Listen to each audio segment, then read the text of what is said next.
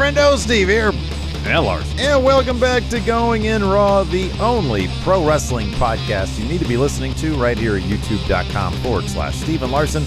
Available wherever podcasts can be found, and of course, taped live to Twitch at twitch.tv/Steve and Larson. We're doing a special Thursday episode because a little bit of news dropped courtesy of Andrew Zarian about the potentially maybe a change in the creative direction of WWE, but we'll see. We'll see. We've got a couple other news stories to talk about today, including thoughts about the latest on Sasha's WWE status, Big E and his thoughts on his wrestling future, and some new names for some NXT talent, and we're going to be answering some of your questions. But first, let's dive right into it.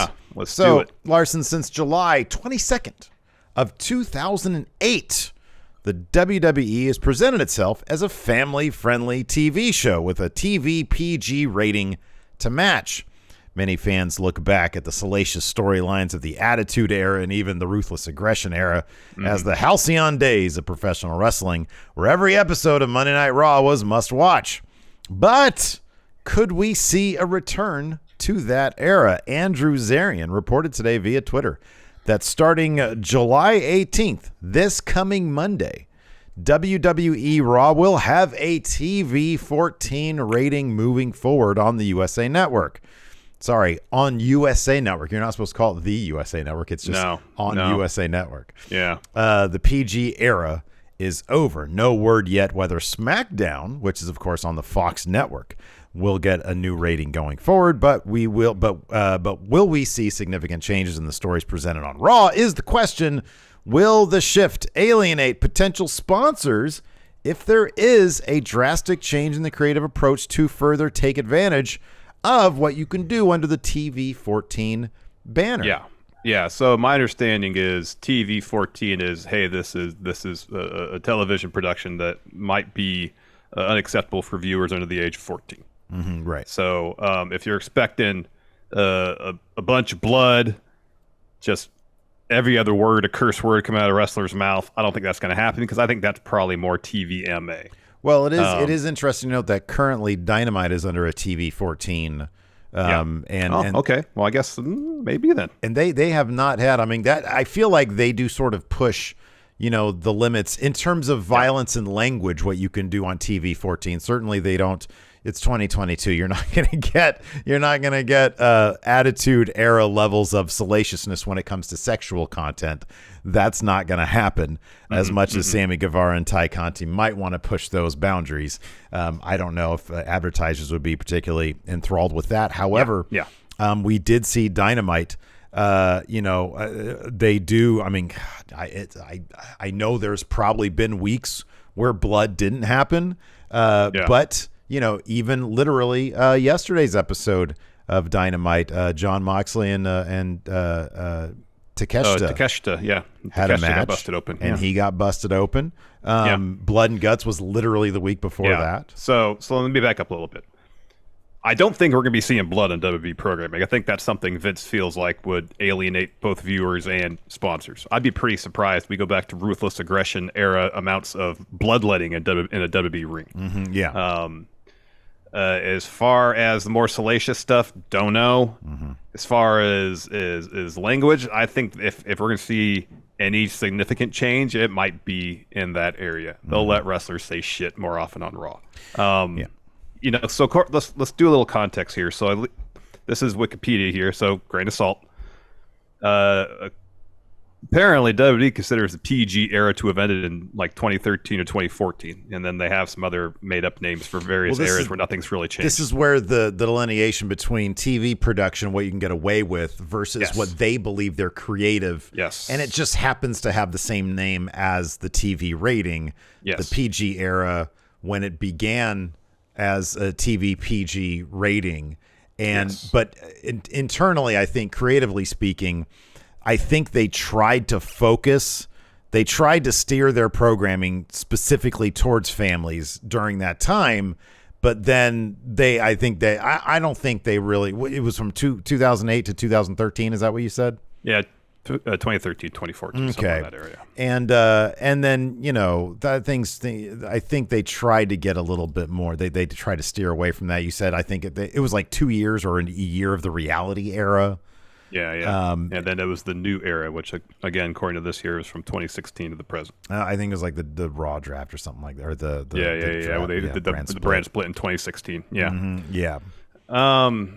It remains to be seen, especially with no word yet on whether SmackDown's going to get a new TV rating. I don't know if there's going to be any massive wholesale changes. It remains to be seen. Maybe it's just a situation where WWE went to USA Network and said, we're thinking about doing this. Can we change the TV rating just to give us some more latitude in terms of the stories we could tell and how our characters interact? And what comes of it, we don't know, but is this cool? And they were like, yeah, that's fine, whatever, as long as no sponsors get upset about stuff, everything's fine.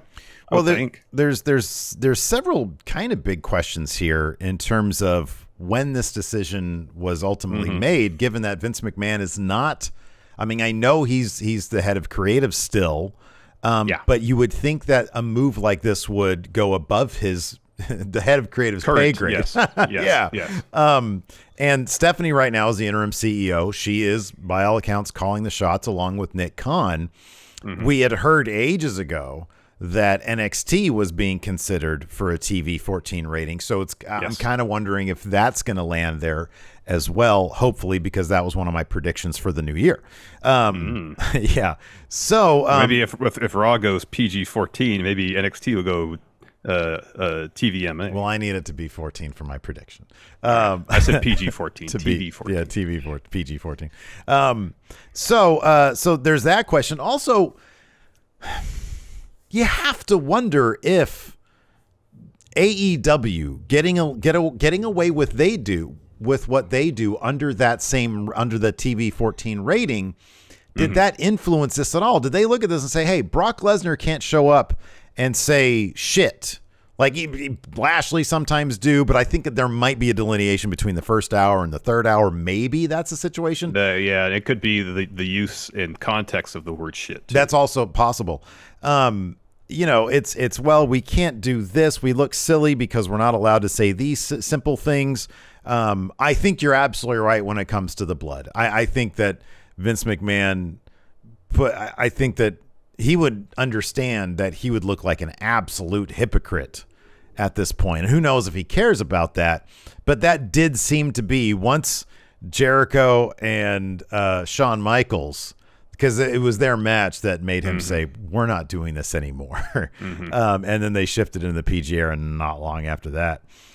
I kind of believe that he thinks a properly run wrestling company where you can have kids there, you're not supposed to have blood. That seems to be his philosophy. Whether or not that's changed, who knows? Yeah, and there's been several times on these conference calls with earnings calls, I should say, where he's made a point of talking. There's that whole statement about gory self-mutilation. Yeah. They've gone out of their way several times. Blood and Guts was named after a Vince McMahon quote. Yep. Yeah. Yep.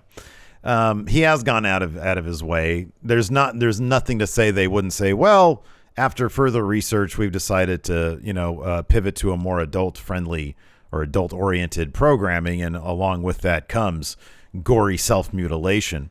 I think that's a possibility. But yeah, I think those are some fairly interesting questions. Will this change anything creatively speaking with how they tell their stories?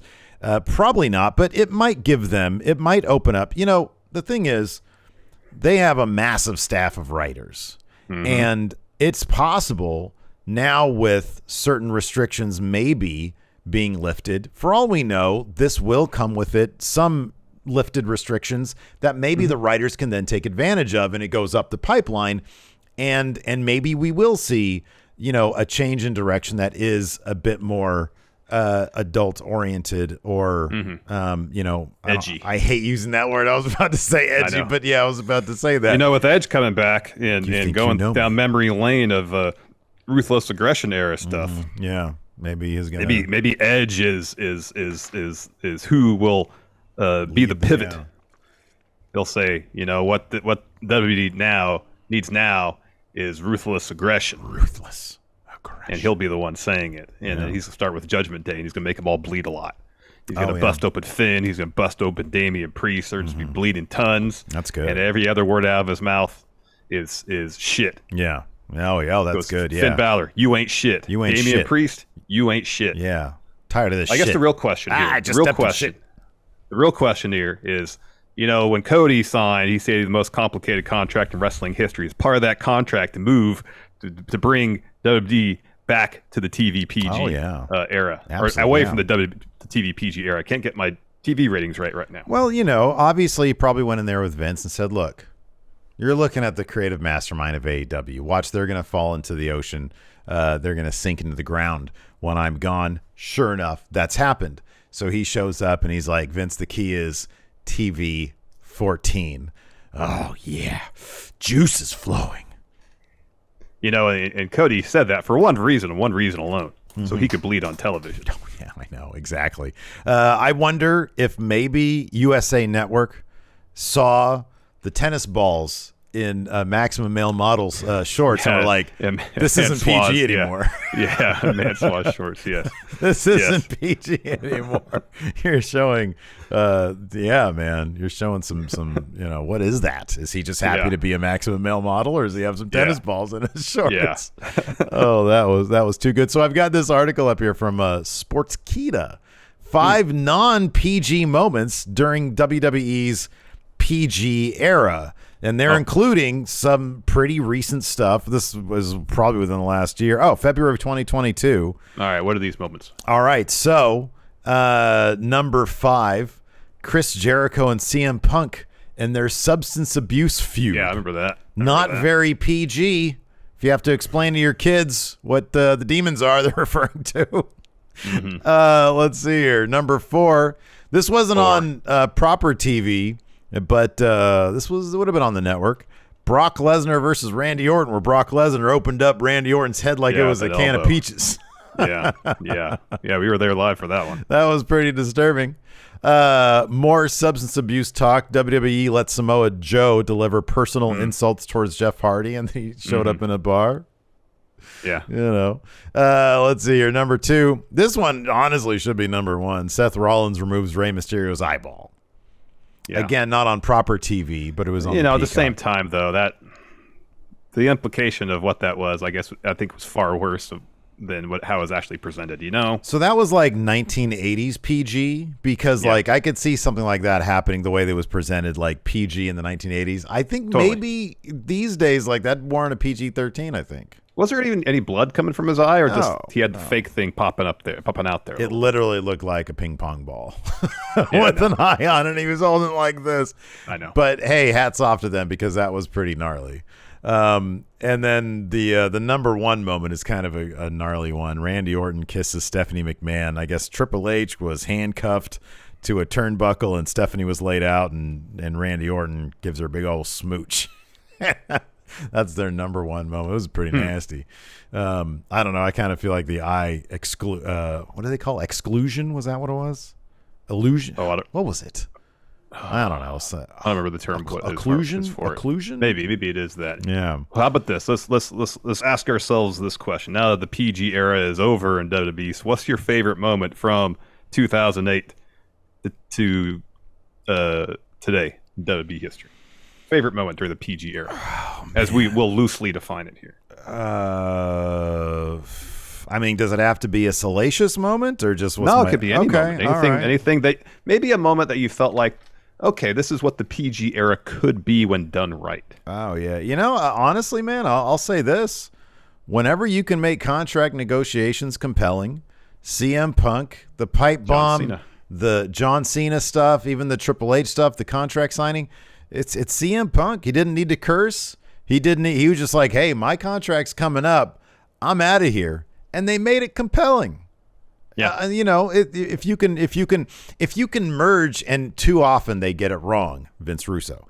If you can merge the real and the stories and the fiction, then I think you can have some compelling stuff there. Definitely. What about you? Definitely. No, I was going to say, for me, it's. I think that's the Punk stuff in 2011 is probably some of the strongest stuff they have done in the last 14 years. The one misstep in that whole thing was not letting him go and defend the WWE title in other promotions. If they had done that, wow. Yeah. That would have been insanely awesome. Yeah. But between the pipe bomb, that contract signing between him and Cena, they did this 20-minute segment that never got boring. Mm-hmm. Yeah. And it was, okay, here's, you meld the real and this fictional world they've created.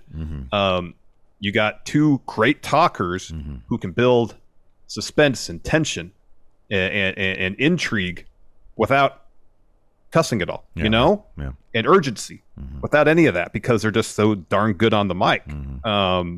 In a lot of ways, it's kind of like a perfect synthesis of what they probably wanted this whole era to be. Yeah. But maybe at the same time, they think, well, that's it's too much inside baseball for a broader audience. I don't know. Two moments also that stand out to me that is just it's exactly what the PG era should have been, was Daniel Bryan's ascent to WrestleMania 30, when the whole they brought everybody in the ring to stage the sit-in, but then also his Captain Planet persona. Oh God, that was so was good. Amazing. It was great. So Bad guy environmentalist. He changed the title to have it be, to be organic wood. Oh, it was so good. That was or sustainable. That was amazing stuff, and it was all under the PG rating. So I mean, there's been plenty that would fit perfectly well under the PG rating. But I'm hopeful, and I'm curious that for them to go off into some new directions that are maybe a little, I don't like it. Again, I hate using that word edge, but I don't know, maybe a little less insulting of the intelligence. Yeah, I would hope so too. I know a lot of people view the Attitude Era as like, a golden era of wrestling, and there was a lot of good stuff, but there's a lot of really bad stuff too. The thing about the Attitude Era that I honestly think people mistake good storytelling for just the sense of urgency. Because if anything defined the Attitude Era, it was the sense of urgency. That's what made it must watch. Holy crap. Did you see what happened last week? I need to know what happens at the beginning of this week. What is Stone Cold going to do this week? Who's he going to mess with? There was a lot of crappy stories that were being told. There was a lot of stuff that was just offensive to be offensive. However, that being said, those shows moved. They had a sense of urgency, and there was some good stories. There was some good. Yeah, there was some good stuff. There's a lot of bad stuff too, but some good stuff. Absolutely.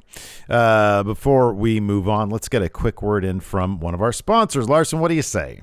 Yeah, let's take a quick break here to get a word from our sponsor, BetterHelp. Steve, I got a question for you. Yes. What do you do? What does Steve here do to take care of his brain? Oh, man, absolutely.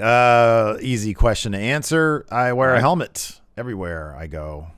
Yeah. The grocery store, shoot some hoops. I wear a helmet. Never know what's going to happen to the old cranium. All right. Well, how we care for our brains can affect how we experience life, so it's important to take the time and care necessary to keep our brain and our mind healthy. I mean, there are tons of ways you could support your brain health. You could learn a new language. You could take a power nap. Yeah, I do that a lot. I love naps. You do love naps. I can confirm that you do love naps. Or you could try BetterHelp online therapy. There was a time in my life when I was dealing with severe anxiety, so I've been through the process of trying to find a therapist, and I know how tough it can be to find the right person to talk to. But BetterHelp online therapy makes that process much more convenient by offering video, phone, and even live chat therapy sessions. BetterHelp can get you matched up with a therapist in less than 48 hours, and it's much more affordable than in-person therapy.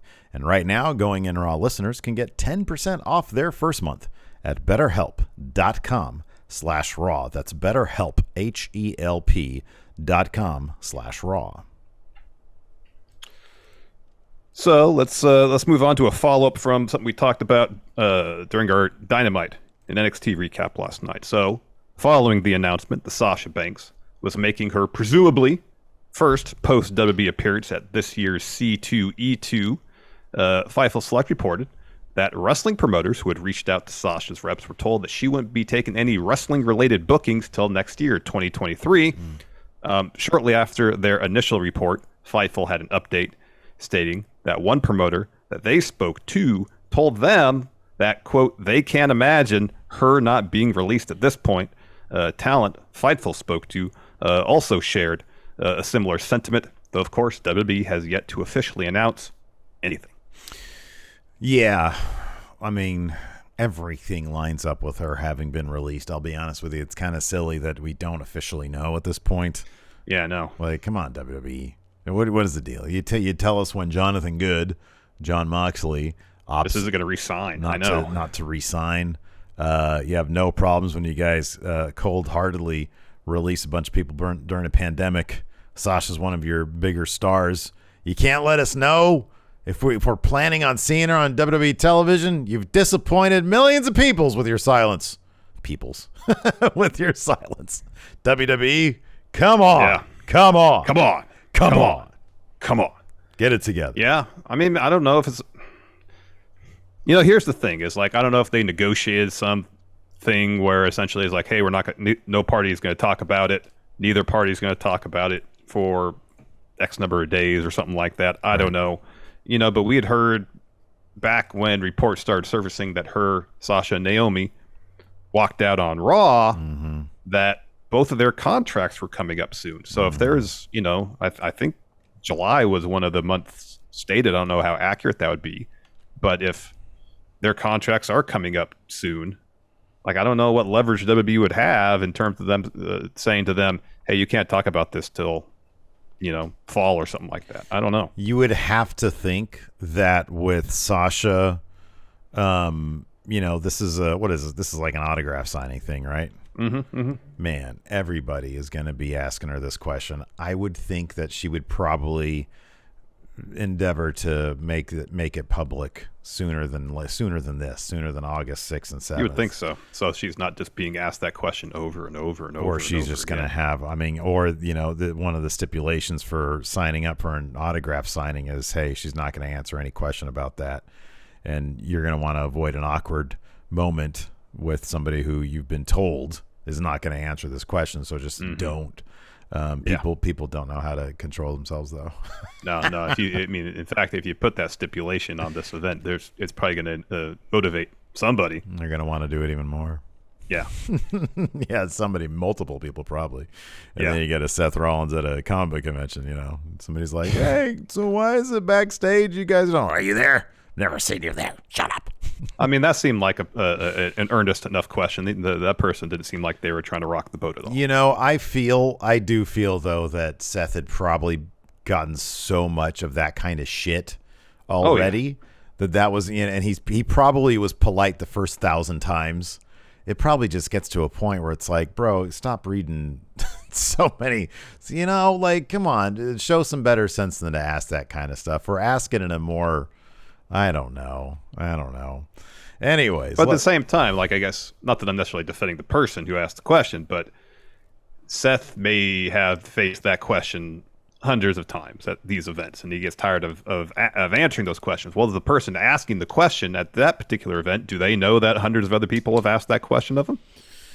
No, I'm not saying they should, but I'm just saying, you know, Seth is being asked this question. He's tired of it, and that's just what happens.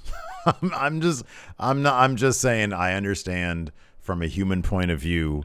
It probably ain't easy to be a WWE superstar, especially somebody at Seth's level. You know, these guys and gals, they do give their bodies over and over again. And unfortunately, a fan asking a question, albeit in a respectful way, about the what's going on backstage, you know, can maybe come off as a bit presumptuous after so many times. I'm not saying anybody's right or wrong. I'm saying it is what it is. Let's talk about Big E and his future wrestling endeavors. He spoke with TMZ Sports recently. He spoke about his wrestling future after breaking his neck in March. Said he's adopted a wait-and-see approach and that he will, quote, reevaluate his progress after the 1-year anniversary of the injury. He was asked if he'd be content if he never wrestled again, to which he responded, yeah, I think so. Honestly, my philosophy as a human being is learning to be content with whatever life brings you. I'm so grateful to not be in a wheelchair, but if I was, I would have to adjust to life in a wheelchair. That's just how I am programmed. If I spend hours or days or weeks kind of mourning where I'm at in life and not being what I wanted to be, that doesn't serve me, which is a wonderful philosophy. It really is. And I know in certain situations probably easier said than done, but it seems like it's really helped him cope with this, and that's awesome to see. Yeah, it is. It is awesome to see and hear, and you know, we say this every time there's an update on Big E's recuperation and whatnot, and we just want the absolute best for him, because he seems like such a incredible human being. Yeah, absolutely. You know, he's an immensely talented individual. Just want the absolute best for him. Yeah. All right, man. We've been waiting for this for what seems like forever. Joe Gacy on NXT promised to reveal the identities of the dyad next week, and we're all just assuming it's going to end up being Zach Gibson and James Drake. If PW Insider is to be believed, however, they'll be getting new names. Not surprising. The site is reporting that the formerly known as the Grizzled Young Veterans, are now going to be known as Jagger Reed, James Drake, and Zach Gibson's now going to be referred to as Rip Fowler. So on a scale of 1 to 10, 10 being the worst possible name and 1 being barely passable, because good's not on this scale. There is no good on this scale. Larson, you going to try to add some good to this scale? So here's the thing. Like in a completely different context, and maybe with different performers using these names, like Jagger Reed, it ain't terrible. Yeah, okay. I'm not huge on Rip Fowler, but I'm definitely not huge on Rip Fowler being Zach Gibson's name when he's like some mysterious figure. Oh, I kind of like Rip Fowler as a name more than Jagger Reed.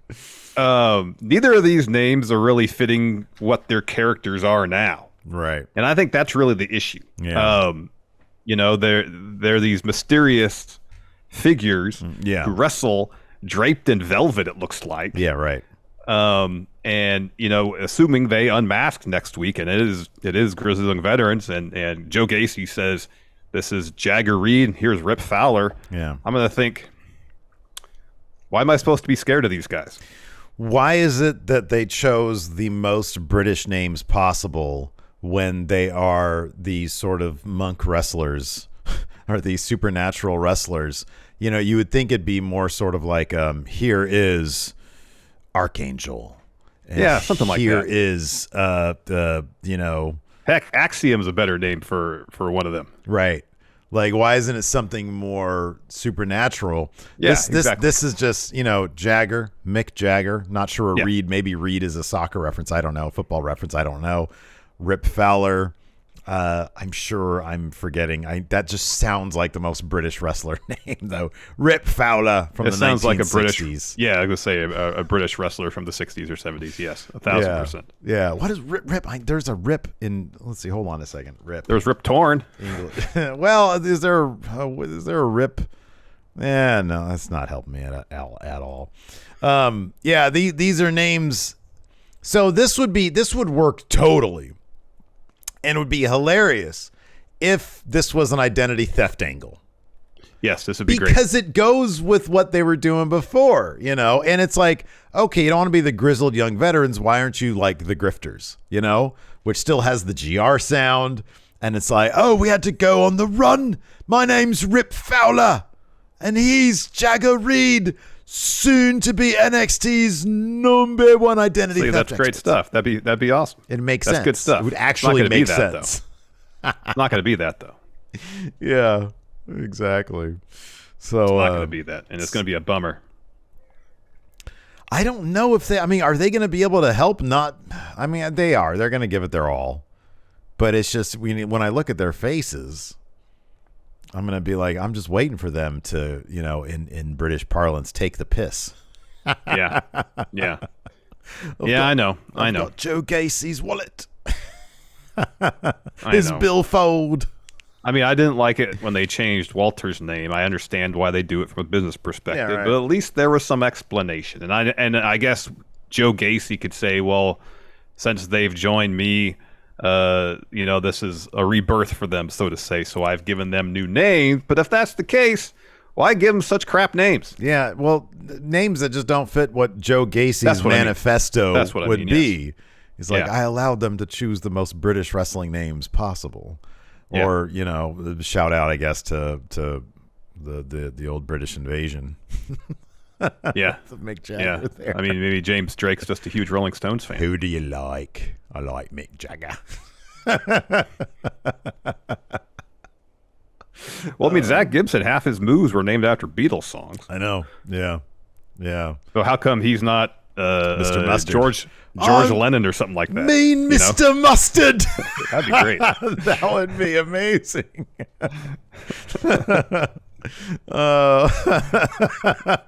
Here he is, Mr. Mustard. I'd be all in on it. If he was Mean Mr. Mustard, I'd probably pop for that. I sleep in the dark. Oh man. Anyways, there's your news for the day. Let's go ahead. I put up a couple of questions threads. One is on. Put up more than one. I did. I put one up on the Friendo Club. If you want to go to either the Twitter or the Friendo Club TV. Twitter up right now. So all right, I'll go to the Friendo Club TV. I'll stick here. I got one from B-Man here. Will the Women's Tag Championships ever make a return? If so, how would you two book them? Was it Fightful Select had a thing that said that no one's heard anything about it? Yeah, which I thought was kind of surprising because I felt like on Raw this week they sort of signaled that they might have been doing it with a women's tag match. With a tag team that's sort of been around for a couple months now, Nikki ASH and Doudrop, and then Asuka and Alexa Bliss was like, oh, okay, they're gonna do this now. They're gonna, but no, apparently not. Yeah. Or maybe they are, and that's the first. But I don't know. Tristan A with Keith and Swerve winning the tag belts. How do you see AEW getting to FTR versus Young Bucks 3 with all the belts on the line? So they could do it, and you can give us a scenario. It's entirely possible they're not going to do that. Yeah. It's very possible they're just not going to do because maybe they're not going to want, maybe Tony Khan doesn't want the AEW titles wrapped up in all that as well. So it's possible they don't, but I'm sure there's a couple situations you can give us here. Yeah, totally. I mean, it could be a situation where the Young Bucks come out on TV or do a promo backstage saying, well, we didn't get pinned. And losing our titles, we want a rematch. It's an overbooked bout where Hobbs and Starks cost Swerve and Lee the tag titles, and it leads to them breaking up. Young Bucks get the belts back, and then at All Out, we have Young Bucks versus FTR. Yeah. Let's see here. AEW tag team rankings. Let's take a look at the rankings really quick. Oh, here. FTR is still number one. They've been number one for 3 months. What I want to see is like who else is sort of there to, let's see. Okay, rankings. In the meantime, while FTR is doing Ring of Honor stuff, is there anybody that they could be? So right now it's FTR number 1 and Team Taz number 2. Mm-hmm. And then now Lee and Strickland are number 1 or are the champions. Reynolds and Silver are number 4 and Private Party's number 5. So there's a couple of teams, if they want to sort of get Swerve in their glory, if they want to get them some wins first and build them up a bit, they win, but sort of in spite of themselves. If they do because Swerve's mentioned Shaq and Kobe. It'd be interesting if they win the titles. That's the first ring. 2 successful title defenses. Yeah, that'd be cool. Yeah, that's like Shaq and Kobe's three-peat, and then go their separate ways. And then Keith Lee goes to where did he go after LA? Did he go to the Heat? Shaq went to Miami, yeah. Yeah, he went to the Heat after that. So they won a title there with Dwayne Wade. Whatever. Yeah. He'll go to Team Taz. Let's see here. Conrad asks, what's the furthest you think the WWE will go now? And on a scale from 1 to 10, how close to the Attitude Era will it be? 3. I think that maybe they'll be cool with blood, maybe.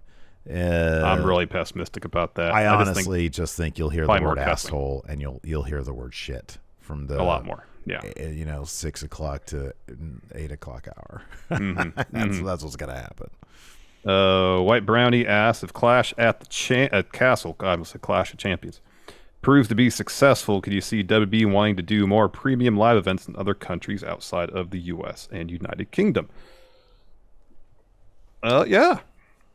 I mean, between the shows they did in Australia and the Saudi shows, it seems, for a period, they were concerned about time zones and having their pay-per-views on at unusual hours that we as American fans aren't used to. Mm-hmm. Doesn't really seem to be that huge of a concern these days. Yeah. So assuming Clash at the Castle does well, and I would expect it to do very well, I wouldn't be surprised if we have more shows in Europe. Maybe they'll have a pay-per-view in Mexico. Antarctica. That would be something else. Fight in the freeze. Yeah. Is there an FR word that means fight? Fracas. Fray? Fracas Fray? in the freeze. Fray. Yeah, something like that. Anyways, I don't know. Betty Frame wants to know, do you think this is real or is it like a PR stunt? Do you think they're actually going to change anything? I don't think they're going to change a lot. Say shit. I don't think we're going to see a sea change. I don't think it's going to be a massive shift, but I could be wrong. We all we have is Andrew Zarian's report. It's very to the point. We don't have any details in terms of what the shift could mean until we hear something like that. Who knows? Yeah. This is a great question here. Edmund Woodthrop Brown, which by the way is a great name, says, if given the choice, would you rather have terrible music with a great entrance or great music with a terrible entrance? So I think Orange Cassidy has kind of proved that you can just sort of walk down there and do the bare minimum. You do whatever. And have just like really cool music. And it works. Yeah. Yeah, so I think I'd rather have really awesome cool music. Because if you have a bad or forgettable theme song, you can have all the pyrotechnics and cool lighting. What gets people really jazzed for a wrestling entrance is a cool song. You know what? We have evidence of it. We have evidence. I love the Acclaim's theme song. Now, watch the Gun Club walk down to the Acclaim's theme song with the Acclaimed. See how cool it is. Now watch them walk down with their spa music. And it's just not the same. It's not the same. Yeah. Bex asks, do either of you think that Clash will have more NXT UK talent sprinkled in, even as cameos, or will this just be the same premium live event, but just in another country? I really hope they give NXT UK at least one match on that card. Have a title defense. I would love that too. I think it'd be amazing. I am pessimistic that that's gonna be the case. When the WWE went there recently, when was it? Was it this year? It had to have been this year. They did a UK tour. Was that when Walter wrestled Sami Zayn? Was it Walter versus Sami Zayn? Maybe that was the thing. I don't know if there was many, like they did that, but otherwise it's not like NXT UK had a spot. Did Ilya defend his title on that tour? Oh, did he? Hold on, I'll look. Ilya Dragunov. Let me take a look here. Here, take a look. I'll ask another question. Yeah. Jake Housen, will we ever see blood on WTV with the ratings change? No, I don't think we will. Don't think we will. I doubt that we will. I doubt we will. But also, nothing sort of shocks me these days, and it would take one statement of, oh, well, we're keeping up with contemporary times or some shit like that. Yeah. Jay Dispirited, do you think with Tony owning Ring of Honor, he can get up to be on par with AEW? Do you think it'll turn into essentially NXT, similar to a developmental promotion? And who do you see on the AEW roster that could benefit from a Ring of Honor run? I mean, it's not going to ever get to the level of AEW if they can't get on TV. Yeah, right. Without a TV deal, no, it won't get to AEW level. I guess it depends on what the purpose of it is. Is it a second promotion they can use to get some of their up-and-coming talent on and get them more TV time, more reps? Is the point to build it up to be on the level of AEW? I guess it depends on what the goal is, which I'm not entirely sure yet. So related to that, so we did have Walter on the show, but Ilya did not defend. Okay. During that particular tour, it was in November of last year. Walter versus Cesaro. Yeah, that's right. Sheamus and Walter were taking on Cesaro and Drew McIntyre, and that was the extent of the UK integration. And on top of that, that was right before he landed in NXT. Yeah. That's right before he went to NXT. That's like the next thing he did was go to NXT. Mm-hmm. So yeah, it seems like that was more of like a main roster. Hey, you're on the precipice of coming up to the next level. Yeah. Next question.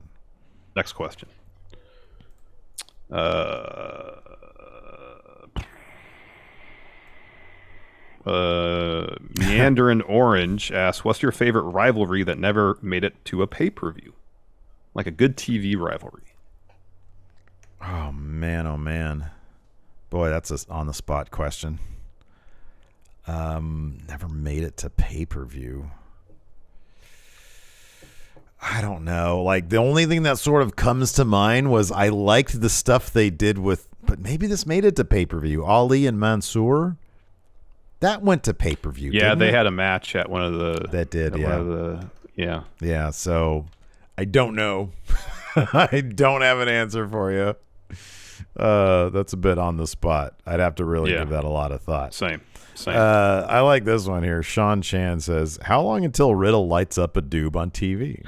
I mean, if they can do that on TV-14 program and can you do that on TV-14? Like we've seen that plenty on like narrative fictional shows, Yeah. But like on like what's purported to be a live sports broadcast, that's kind of a difference. That would be a difference. Ragnarok here asks, who's gonna say the F word first? Yeah, right. Yeah, have their Charles Rocket moment. Oh man, let's do one last question. All right. Will Combs, what types of obscure death matches would you like to see in AEW? Ring in a pool, surrounded by piranha. Okay, yeah, that's good. I like this very Wrestling Society X. Well, I think FMW did something like that. Oh, did they? They had the ring in the pool for sure with the explosions around it. I don't know about the piranha. Yeah. But yeah, it'd be a FMW Wrestling Society X amalgam, yeah. From what I understand, piranha are a lot less aggressive, threatening and aggressive, than what's been in movies, specifically the Piranha series. The Piranha films, yes. Because if you believe those were documentaries, they're terrifying. Truly, yeah. But I don't think they're actually like that. Yeah, I'd be very surprised if they were. Anyways, that's going to do it for us. Thanks, everybody, for tuning in. We appreciate it. Depending on when you're watching this, we're either going to do the Smash Zone soon over at twitch.tv/Steven doing Larson. it. We could be doing it, or it could have happened yesterday, and it's gone now. It's gone. I'm sorry. Anyways, thanks for watching, everybody. Till next time, we'll talk to you later. Goodbye. Hey, what's up, everybody? This is Stone Cold Steve Austin impersonator Phil McDonald, here to tell you to go support Going In Raw and Friendo Club at patreon.com/Steven Larson. They got bonus episodes, ad-free audio, a weekly newsletter rounding up the week in wrestling news, and a bunch more.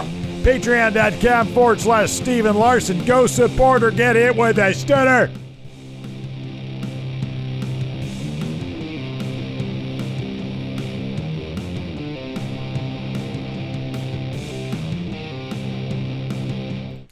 Okay.